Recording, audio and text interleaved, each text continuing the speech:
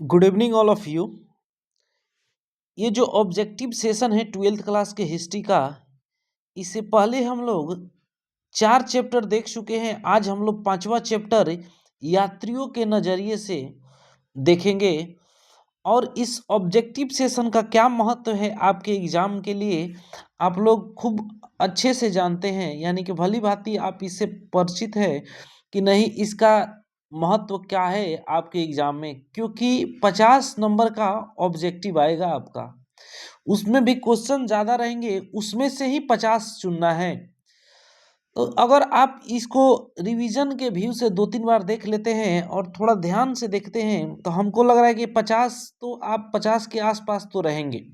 ठीक है, चलिए तो आज के इस सेशन का शुरुआत करते हैं हम लोग पहला क्वेश्चन से कि मुंतखब उल लुबाब किसकी रचना है। यानी कि जो ये बुक है, इसकी रचना कौन किया है, तो इसकी रचना खाफी का किया है। मुंतखब उल लुबाब खाफी का के द्वारा रचित पुस्तक है। नेक्स्ट है कि अलबर्नी का जन्म कहाँ हुआ था। तो जो अलबर्नी है, ये ख्वारिज्म का में इसका जन्म हुआ था। अलबर्नी का जन्म ख्वारिज्म में हुआ था। नेक्स्ट है कि इब्न बतूता किस शासक के शासनकाल में भारत आया था। तो जो इब्न बतूता है वो मोहम्मद बिन तुगलक के काल में भारत आता है, यानी कि MBT, मोहम्मद बिन तुगलक के कार्यकाल में ये इब्न बतूता भारत आता है। नेक्स्ट हम लोग देखते हैं कि इब्न बतूता कितने वर्षों तक भारत में रहा। तो इब्न बतूता 14 वर्षों तक भारत में रहा है। नेक्स्ट है कि अलबर्नी ने किताबुल हिंद की रचना किस भाषा में की थी। तो अलबर्नी अरबी भाषा में किताबुल हिंद की रचना की थी, यानी कि किताबुल हिंद पुस्तक की रचना कौन किया है, अलबर्नी किया है, और इसकी भाषा क्या है, अरबी है। नेक्स्ट है कि बर्नियर ने शिविर नगर किसे कहा। तो जो बर्नियर है, वो जो शिविर नगर है, वो मुगल कालीन नगरों को शिविर नगर के बोलता है। नेक्स्ट है कि किताबुल हिंद में किस देश का वर्णन है। तो किताबुल हिंद में भारत का वर्णन किया गया है। नेक्स्ट है कि यूक्लिड कौन था। तो यूक्लिड जो है वो यूनान के एक गणितज्ञ रहते हैं, यानी कि यूनानी गणितज्ञ रहता है। यूक्लिड की आप लोग थ्योरी भी पढ़ते हैं। नेक्स्ट है कि नसरुद्दीन नामक धर्मोपदेशक के प्रवचन से कौन इतना प्रसन्न हुआ कि उसे 1 लाख टके तथा 200 दास दे दिए। तो ये मोहम्मद बिन तुगलक था। कौन? मोहम्मद बिन तुगलक। नेक्स्ट हम लोग देखेंगे कि ह्वेन सांग किस देश का यात्री था। तो ह्वेन सांग जो है वो चीन का यात्री रहता है, और यह हर्षवर्धन के काल में आया रहता है। हर्षवर्धन, ठीक है, हर्षवर्धन के कार्यकाल में ये आया रहता है ह्वेनसांग। नेक्स्ट है कि मौर्य काल का प्रसिद्ध यूनानी यात्री कौन था। तो मेगास्थनीज जो मौर्य काल का प्रसिद्ध यूनानी यात्री रहता है, जो इंडिका नामक पुस्तक की रचना करता है। क्या? इंडिका नामक पुस्तक की रचना करता है। नेक्स्ट है कि तहकीक ए हिंद किसकी यात्रा वृतांत है। यानी कि किताबुल हिंद भी इसको कहा जाता है, या तहकीक ए हिंद, ये किनकी है। तो ये जो अलबर्नी है, इन्हीं की तहकीक ए हिंद या किताबुल हिंद भी के नाम से भी हम इसको जानते हैं, ये अलबर्नी की रचना है। नेक्स्ट है कि दिल्ली से दौलताबाद की शासक ने राजधानी परिवर्तन की। तो यह मोहम्मद बिन तुगलक के द्वारा किया गया था। दिल्ली से दौलताबाद मोहम्मद बिन तुगलक ने राजधानी अपना परिवर्तन किया था। यह पुनः राजधानी फिर दिल्ली को बनाएगा, क्योंकि और ये जो इसके विफल होने के कारणों में प्रमुख कारण इसको भी माना जाता है। नेक्स्ट हम लोग देखते हैं कि अलबर्नी किसके साथ भारत आया। जो अलबर्नी है, ये किसके साथ भारत आया। तो ये महमूद गजनवी के साथ भारत आया था। नेक्स्ट है कि इब्न बतूता किस देश का निवासी था। तो ये मोरक्को को था। इब्न बतूता कहाँ का? तो मोरक्को का यह निवासी था। नेक्स्ट है कि इब्न बतूता ने अपनी यात्रा का विवरण किस भाषा में लिखा था। तो ये सब अरबी में लिखेंगे। क्या? इब्न बतूता अरबी में अपना यात्रा का विवरण यानी कि यात्रा वृतांत लिखता है। नेक्स्ट है कि गुप्त काल में कौन चीनी यात्री भारत आया था। गुप्त काल में कौन चीनी यात्री भारत आया था। तो गुप्त काल में आप देखेंगे एक फाहियान आता है, पीछे भी हम लोग देख चुके हैं कि विक्रमादित्य जो रहते हैं यानी कि चंद्रगुप्त द्वितीय, उनके कार्यकाल में ये फाहियान आता है। ह्वेनसांग हर्षवर्धन के काल में आता है। दोनों चीन के रहते हैं यात्री। नेक्स्ट है कि वास्को डी गामा कब भारत पहुंचा। तो वास्को डी गामा 17 मई 1498 को पहुंचा, लेकिन आप इस 17 को भूल के रहिएगा, मई 1498 ही याद रखिएगा।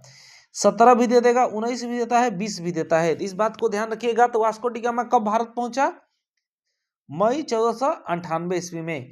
नेक्स्ट है कि भारत के जिन 3 भाषाओं के ग्रंथों के अरबी भाषा में हुए अनुवादों से अलुबर्नी परिचित था, वह थी। तो ये संस्कृत, पाली और प्राकृत, यही 3 भाषा उस समय चल रही है, सबसे ज्यादा ग्रंथ रहेंगे और इसी भाषा के जो अनुवाद होंगे ये करेगा अलुबर्नी। नेक्स्ट हम लोग मार्को पोलो ने 13वीं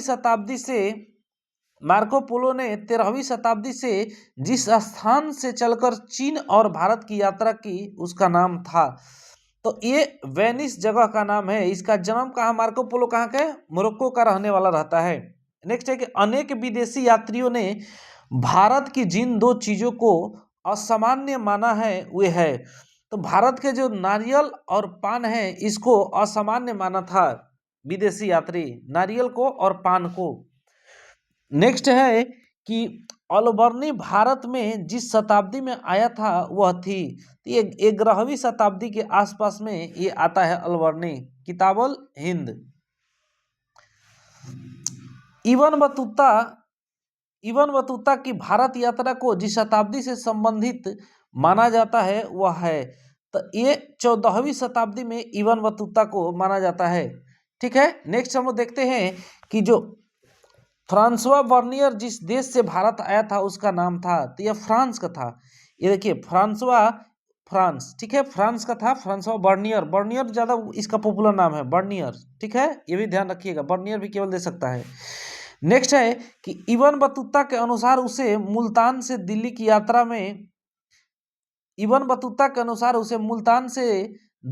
यात्रा में जितने दिन लगे थे उनकी संख्या थी, तो 40 दिन बताता है। ठीक है, अपने यात्रा वृतांत कितने, तो 40 दिन का जिक्र किया है उसमें।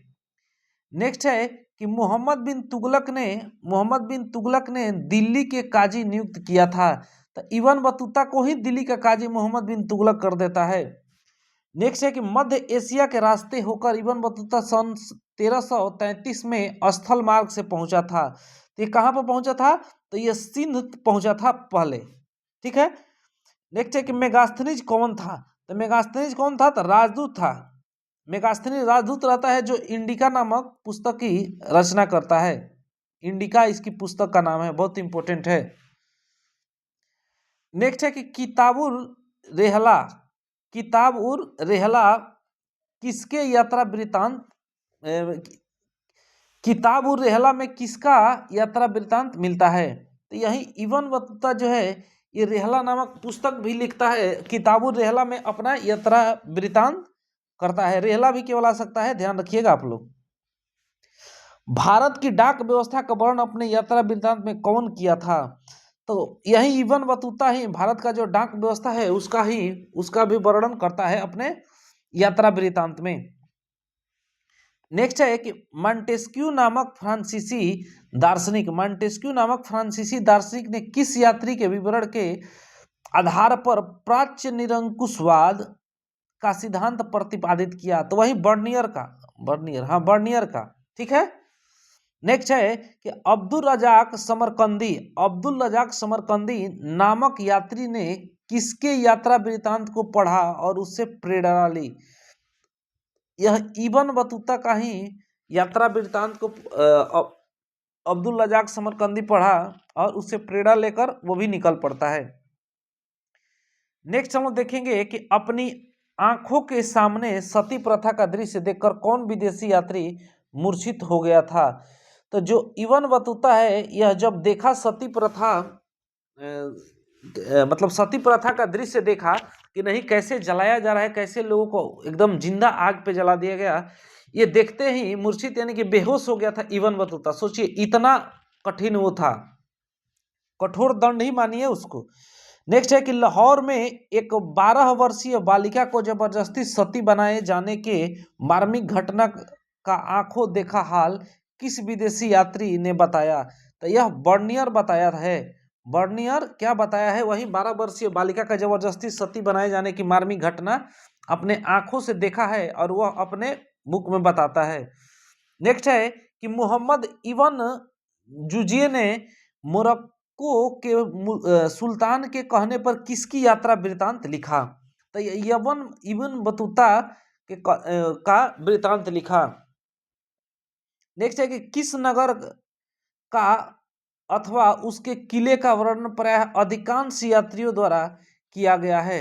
तो वही ग्वालियर जो है उसी नगर का वृतांत बहुत सारे यात्रियों द्वारा किया गया है, ग्वालियर का। नेक्स्ट है क्वेश्चन कि भारतीय अध्ययन संबंधी बाधाओं का वर्णन किस विदेशी यात्री ने किया? जो भारतीय अध्ययन संबंधी बाधाओं का वर्णन किस विदेशी यात्री ने किया? तो यह अलवर्नी करता है। नेक्स्ट है कि मध्ययुगीन यात्रियों का सरताज किस यात्री को कहा जाता है? तो ये मार्को पोलो को कहा जाता है। नेक्स्ट है कि जैसे घोंसले को पक्षी छोड़ता है उसी तरह किसी यात्री ने यात्रा पर जाने हेतु अपने घर को छोड़ा। यह इब्न बतूता कहता है कि जैसे घोंसले को पक्षी छोड़ता है उसी तरह किसी यात्री ने यात्रा पर जाने हेतु अपने घर को छोड़ा। इब्न बतूता यह बात कहता है। नेक्स्ट है कि यात्रियों का राजकुमार किसे कहते हैं? कहा गया है तो ह्वेन सांग को कहा गया है, जो हर्षवर्धन के कार्यकाल में आया था। नेक्स्ट है कि कैप्टन हॉकिंस किस मुगल शासक के दरबार में आया था? तो ये जहांगीर के दरबार में आया था। कैप्टन हॉकिंस जहांगीर के दरबार में आया था। नेक्स्ट है कि दिल्ली सल्तनत की स्थापना हुई थी। तो दिल्ली सल्तनत की स्थापना 1206 में होगी और 1526 में इसकी समाप्ति होगी। नेक्स्ट है कि निम्नलिखित विद्वानों में से कौन सा सर्वप्रथम भारत आया? तो यह फाहियान जो है चीनी यात्री रहता है, यही आया था चंद्रगुप्त द्वितीय के काल में। चलिए आज के वीडियो में इतना ही रहने देते हैं, नेक्स्ट वीडियो में हम देखते हैं नेक्स्ट चैप्टर। Thank you.